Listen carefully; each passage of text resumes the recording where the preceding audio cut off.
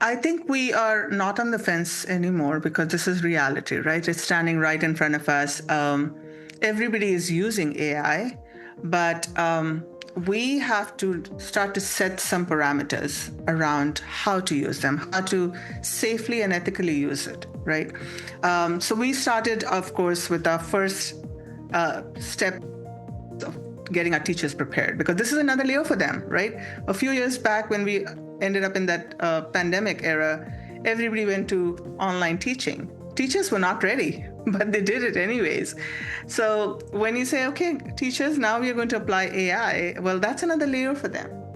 So we started that last year at our district, is getting our teachers ready in terms of what is AI and how they can utilize it in their own teaching in the classroom. Welcome to the podcast.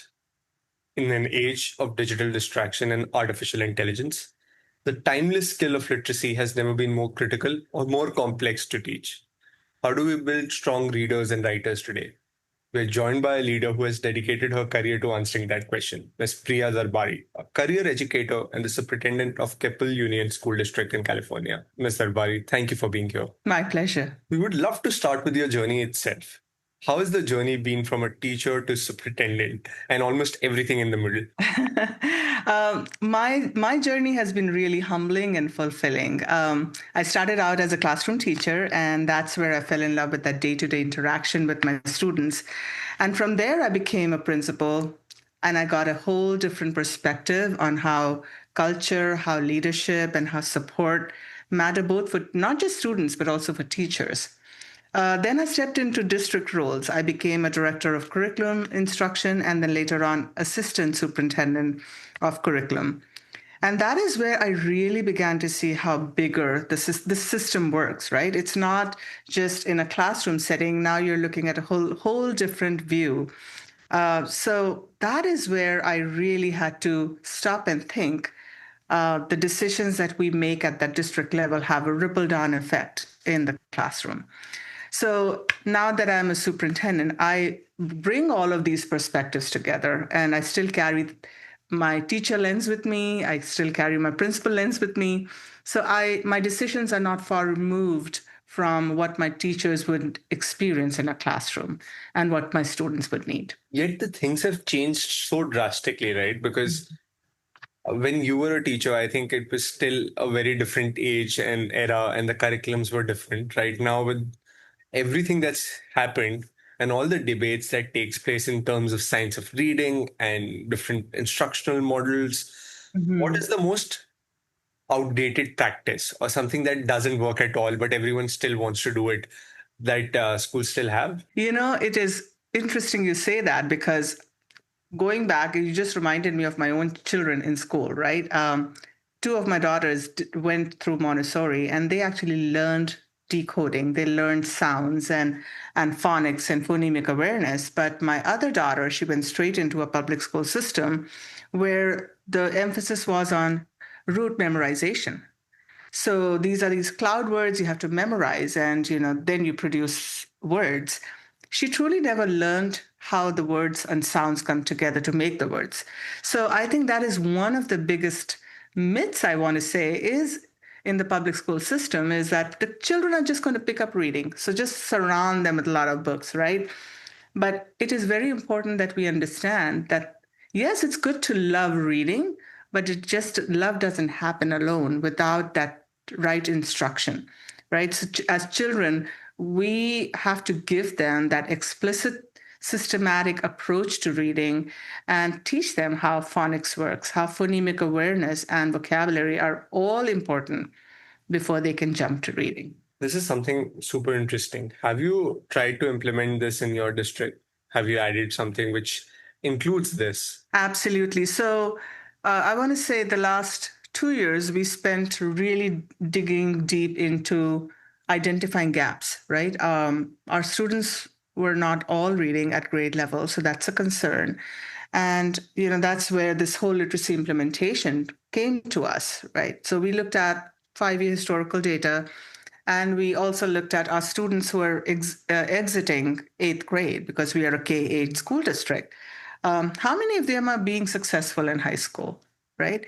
So we identified those gaps and realized that our curriculum was not strong enough. It was not really focused on giving them that science of reading instruction. So that is where we put a lot of pieces in place for our, not just our staff. We have a curriculum committee that sat down and reviewed what is going to be the best way to get this to our students' hands. And then we did a soft pilot. We wanted to try it out, right? Will it work or not? And with that soft pilot piece, we realized we saw some great progress immediately within one semester. So we knew that we had the right tools in place. We started providing professional development for our teachers. We cannot expect teachers to just do things magically without giving them the tools. So we spent a lot of time giving them that right approach, tools, so that they can take it to their classrooms and teach. So I think this is how our journey has been with literacy implementation because we identified those gaps early on. And when you said the data, because I think that's something which is super relevant because you always want to go for evidence backed and you also want to Absolutely. push something which shows, right? Like tracking your students through high school. And Mhm. even when you are in a K to 8 district, how does Right. that work? Do you ask for data from the high school? Hey, can you send the data back? Because I'm guessing inter district data collection is a challenge and a nightmare in itself. Yeah, that's a very good question actually to clarify because not all school districts have the way our system is. So we are a lot of our school districts here are K-8 model. So we have one big feeders high school where all our students transition to. So because we have that one big school district with all the high schools, we have a good relationship with them.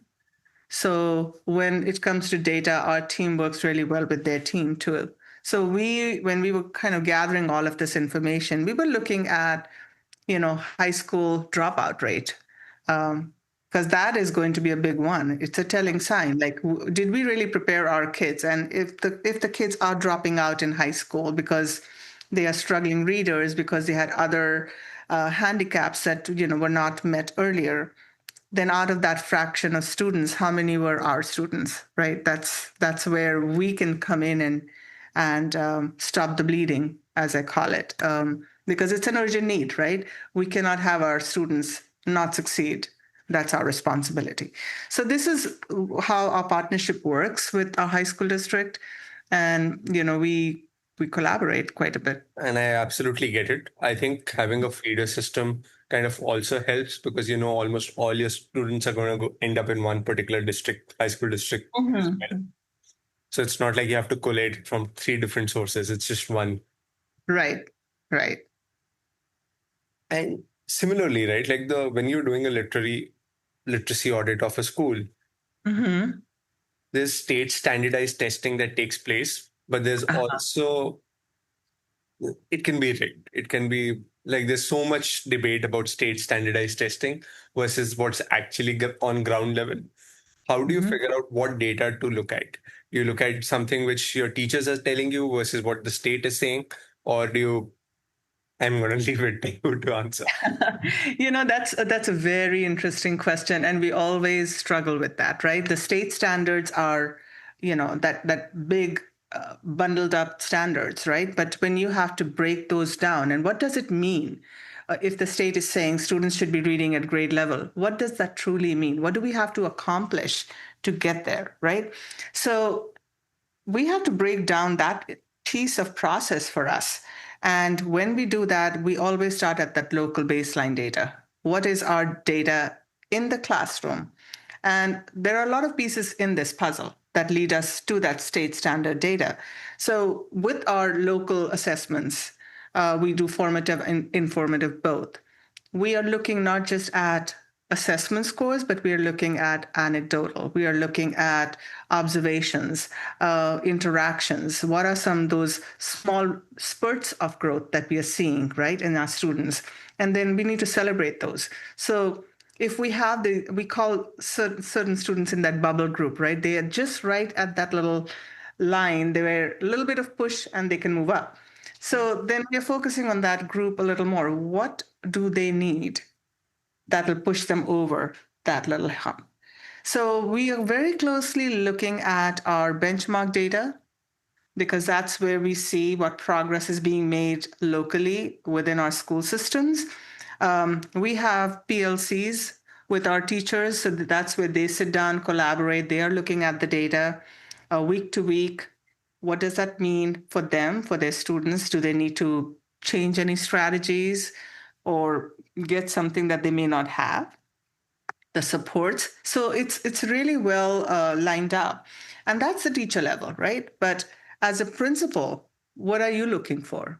So when you walk on campus, or when I walk on campus, what am I looking for? I'm looking for student engagement. I'm looking for that student experience, right? Are they engaged in what they're doing, or are they struggling, or are they just busy doing some worksheets, which is, I call it busy work, truly not interacting or collaborating? Is that learning? Yeah. So I'm looking for various things. And with the principal team too, we have emphasized a lot on observations. Listen, observe, listen to your students, observe, look for first hand instruction. What are our teachers teaching, right? So there are all of these factors that build on to that. Before we get to that state standard, we want to get a lot of those pieces in place. We want to see real growth happen on our local level, because then we know that state level assessments will give us the desired outcome we're looking for. And I think choosing the right curriculum would play a major role on this, right? Because uh, what worked previously might work again, but there's Mhm. also new things which keep popping up. The new companies who would be approaching you almost on a day-to-day basis. So how do you figure out which one to choose for?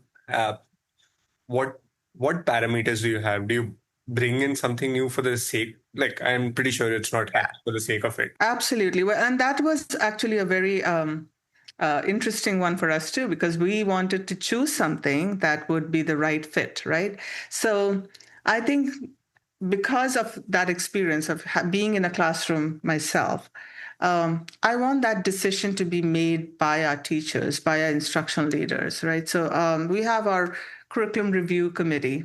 Or anytime we do in curriculum adoption, this is the committee that sits down and reviews. So we are looking at the alignment with the state standards. We are looking at science of reading, because that's really what our emphasis is for the last 2 years. So we want to see which curriculum really aligns and gives the most amount of information to our students and teachers. So when we narrowed down for our literacy implementation, we actually looked at all of those facets. We looked at which one is that research-based, evidence-based curriculum.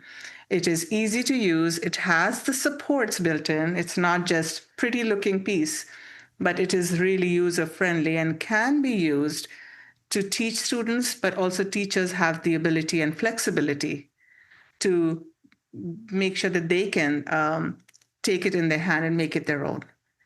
So from that, when we narrowed down our curriculum, then we looked at, okay, now we have what we want to use. How are we going to take it from this step to the next step? So then, professional learning came in. But like I was mentioning earlier, we did a soft pilot before we really launched it at a district level scope. So what we noticed, we again gathered data, and I want to share a success story here. Of course, there were a lot of students who got a lot out of it, but we had one student who was struggling, and he was a struggling reader. He was in tier 3 intervention, that is intensive intervention, right? And it was on that last step where, okay, if this doesn't work, we will have to assess the student to see maybe there are some learning disabilities, right? So he's a fourth grader, and we tried our new curriculum. We tried this approach that we are obviously using now, and our students started reading. And we created a little video of all of the snippets from students' success stories, right, in their own words. And he actually speaks about his own journey, and he talks about how happy he is. He feels like he belongs in his classroom and he can communicate and collaborate and participate with his peers. So that's a huge success story. And the parents are delighted. Of course, we are delighted. So, that's just one of the many stories we have. I mean, one of the things that I'm going to bring to is the fact that reading is everywhere. Right now, Right. I think it's an information overload, is how we put it. Hmm. Like there's information everywhere and there's data streams coming in from all Hmm. levels. But are we actually reading or mostly skimming through? Because I think even for the podcast, right? Like I don't think Right. anyone actually sits for an hour down. Very few people do. Hmm. The rate show itself. Most people are hooked in for 30, 35 minutes is what it takes. Sometimes it's even 15 minutes and then they leave. So, Yes. and it becomes even troublesome at the kids level because they're doing it for 5 minutes or 10 minutes and then they're skimming and they're not actually reading. So, how do we build a world or change what we're doing on that front? I completely agree. I think our students have become good skimmers, right? It's fascinating because compared to our time when we were in school, our students are reading a lot more. Yeah. They are reading through text, they're reading, they're scrolling, they're reading, they're navigating in that digital space. So they are interacting a lot more than we did because we were in school and that's when we were reading, right? But the truth is that that kind of reading is not the deep reading. They're skimming, like you said, but they're not digging into complex text. So that's where we as a school come in, right? We have to be the ones who teach our students and give them those opportunities where we tell them, you need to slow down. You have to engage with rich texts, right? And then the comprehension piece is critical. So it's not just reading and skimming through, but what are you really comprehending from that? So teaching students that they have to process information at a lightning fast speed in today's time, but reading at a deeper level, teaching them the critical reading skills and holding on to those complex ideas for a long time versus in a moment, I know this and then I forgot about it. So we have to really build that reading stamina. And our goal has to be not just limited to print media, but also to the digital media. It has to be both because that's where our readers are. Our students are not reading just print. So we want our students to be those thoughtful readers where they're not just analyzing novels or articles they're reading, but they can also do the same. They can apply the skills on content, online media that they read. So we have to really prepare them for those critical thinking skills. And I also feel that we have to teach them how to correctly read the digital content because they are young enough, they are innocent enough to be able to not differentiate between what is the truth here or what is not true. And that's where AI comes in and complicates things too, right?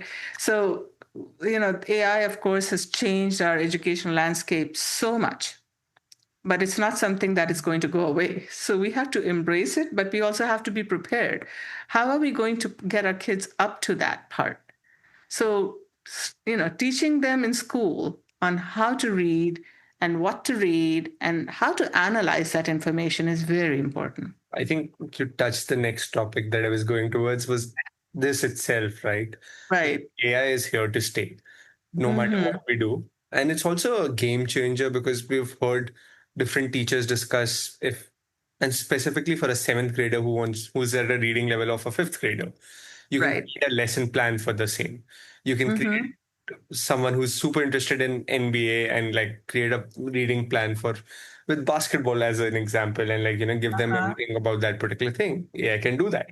So do you guys have started using it with you within the school system, or are you still on the fence and seeing how it's being done? I think we are not on the fence anymore because this is reality, right? It's standing right in front of us.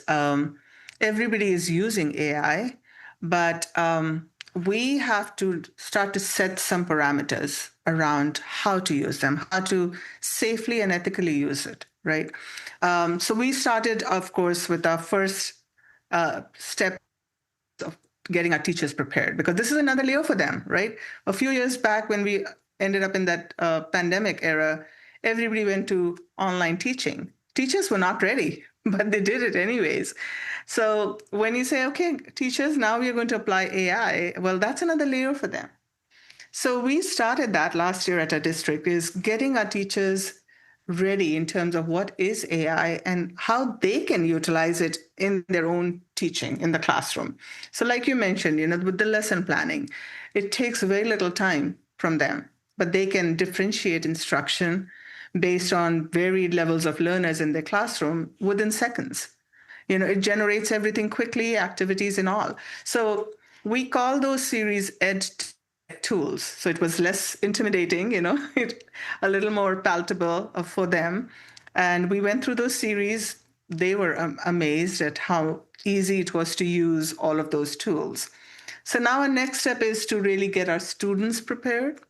You know, um, they're using AI and they don't realize they're using AI, but the correct way of using AI. So this is where we are going to start putting more and more in the classroom, the emphasis on teaching students how to ask questions about what they're reading, teaching them to evaluate sources, teaching them to recognize bias.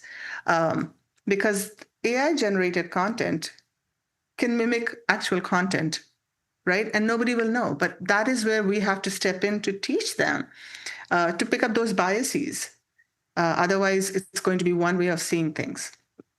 So, yeah, I mean, these are the things that we are putting in place. We started with our teachers first, and now we are moving in the direction of our students and really helping them develop these skills because this is what they need to succeed. I think so. I think artificial intelligence is a game changer, no matter what Mhm. we do about it. Uh, Yes. it has already changed everything. So if teachers are not adapting to it, I think that needs to work through. If the and I think students adapt faster than teachers do because they are digital natives and most of us are. Yeah, we have So to learn, right? And they are kind of, it's a second nature to them. I also think because I'm sitting in Valley and I was discussing it with another leader, almost everything that comes out of Valley is based on the human vices. So Mhm. everything which makes us lazy is what it's gonna build. So yeah, so I think that's what's happening. But we need intention. We need different sort of assessment because the previous way of assessment won't work.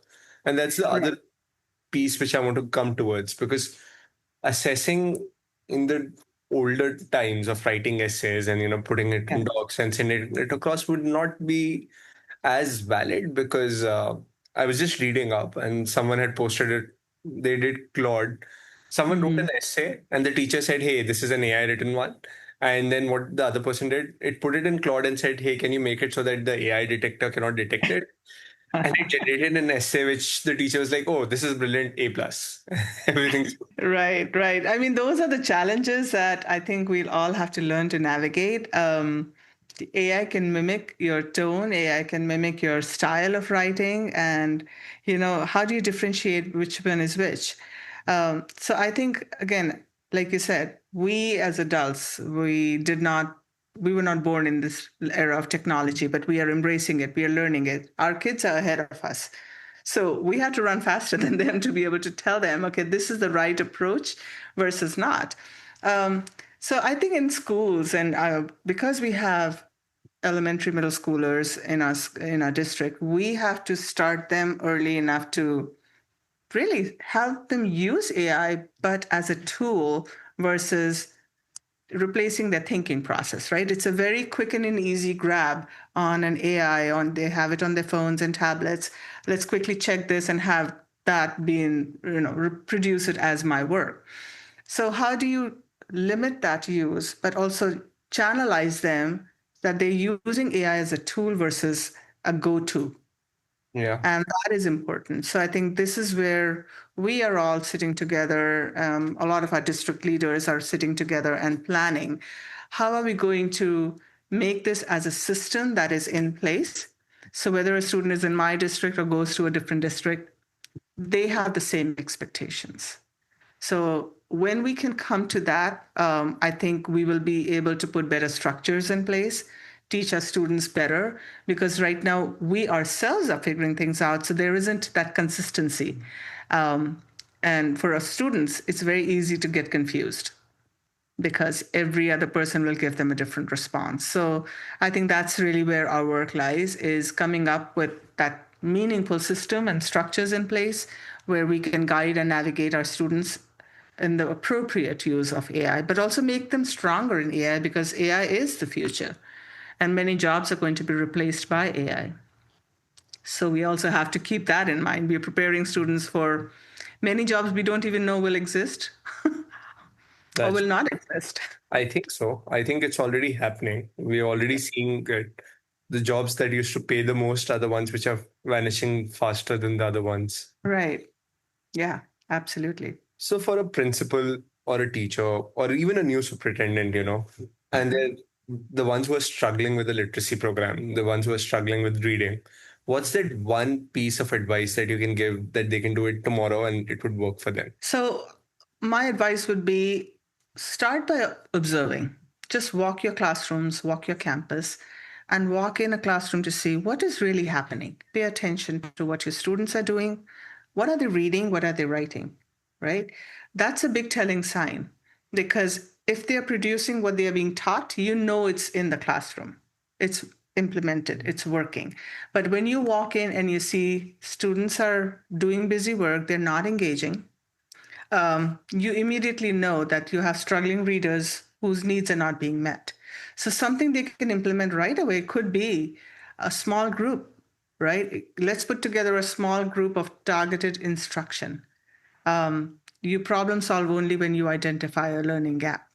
So, to do all of that, you have to observe.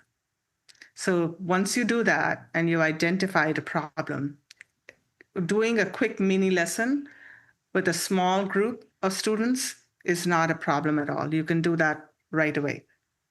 So, my advice would be start with that, start your identification of those gaps in your school system. Start small, but be very intentional about everything you put in place. Because when you put a small action in place, it gains momentum over time. And if you stop and do a little small plug, but you don't build on it later on, that is not going to work. So you have to be consistent as well. So that would be my advice. Absolutely love it. I think it's an advice that works in every field, like Mhm. taking first observing and figuring out what the problem is before you rush in with a solution, because solution would take lesser time than figuring out the problem itself. Right. Yeah, absolutely. Before we end the podcast, right, like one of the things that we love to do is to ask the previous podcast person, the previous leader kind of leaves a question for the next one. So, Okay. it's something different. So someone else was mentioning, like their question was, there's a negative sentiment about public schools right now across the states. Different Mhm. states, different cities, everyone's not happy with the public education system. So if you could have a magic wand and you could change one thing in the public education, what is that thing that you would want to change immediately? I think the one thing, and I've been in several districts, so I was able to narrow it down. The one thing is changing that mindset about making assumptions and sticking with those assumptions. We have a lot of outdated assumptions that have been passed on and on and on over a period of time. So I'll use the reading example because that's something I'm really invested in. That we make the assumption that kids are just going to pick up reading and move on, and that doesn't happen. It doesn't work for everybody. It might work for some. So we need to move away from those outdated assumptions. Really look at evidence-based, research-based materials that we can bring to our school campuses. So if there is that negative element about public school education, is that mindset. I feel we have to move away from what doesn't work. We need to really weed out all of those elements and really stick with what works and listen to our teachers, because they are the ones who are implementing things in the classroom. We need to step out of that status quo. It's all good. We've done it for years. We'll continue doing it for years. And we don't pay attention. Our learners are not the same. They are not learning the same way either. So why would we teach the same way we did 20 some years ago. So I think definitely a shift in mindset and really getting rid of those outdated assumptions. This works. Thank you so much. I think Yes. assumptions definitely end up putting us in place where we don't want to be, and we don't even realize we are wrong because we're just so stuck to our beliefs. Absolutely. And we have to really break that mold and step out and see, listen to what our students' needs are, and then build from there. Thank you so much. This was super informative and super insightful. Yeah, you're welcome. Thank you. I had fun having this conversation with you as well.